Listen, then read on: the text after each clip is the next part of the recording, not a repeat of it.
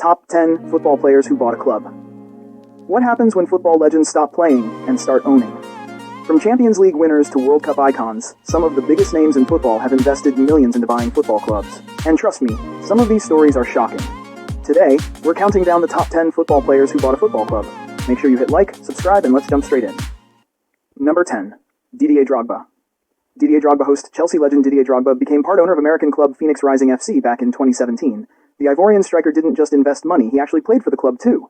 That made him one of the rare footballers to be both player and owner at the same time. Drogba helped raise the club's global profile massively and brought serious attention to football in the United States. David Beckham. David Beckham, Inter Miami CF host. David Beckham's ownership story is probably one of the most famous in football. When Beckham joined LA Galaxy years ago, his contract included a special clause allowing him to buy an MLS expansion team at a discounted price. Fast forward to today, and that club became Inter Miami, one of the most talked about football teams in the world. And after signing stars like Lionel Messi, Beckham's dream turned into a football empire. Number 8. Ronaldo Nazario. Ronaldo Nazario. Real Valladolid host, Brazilian legend Ronaldo Nazario shocked fans when he bought a majority stake in Spanish side Real Valladolid in 2018. The former Ballon d'Or winner promised to modernize the club and return them to the top level of Spanish football.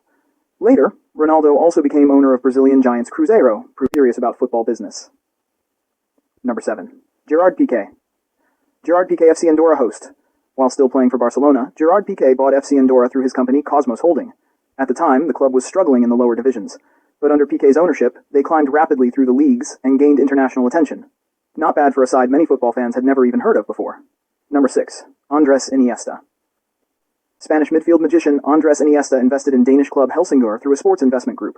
Iniesta has always spoken about helping young footballers grow, and club ownership gave him another way to shape the future of the game, from controlling midfields to controlling boardrooms. Zlatan Ibrahimovic. Zlatan Ibrahimovic, Hammarby football. When Zlatan Ibrahimovic bought shares in Swedish side Hammarby, fans were stunned.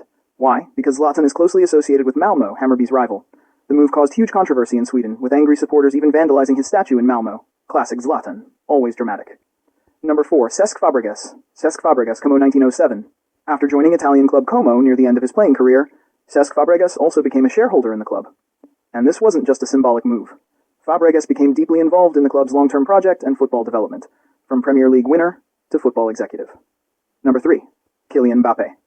Kylian Mbappé SMK. One of the newest names on this list is Kylian Mbappé. Reports revealed that Mbappé's investment company became involved in purchasing French club SM Sen.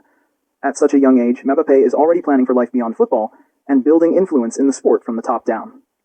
Scary talent on the pitch, and smart business off it too. Number 2. Thierry Henry. Thierry Henry, Como 1907 host Arsenal legend Thierry Henry also invested in Italian side Como alongside other former football stars.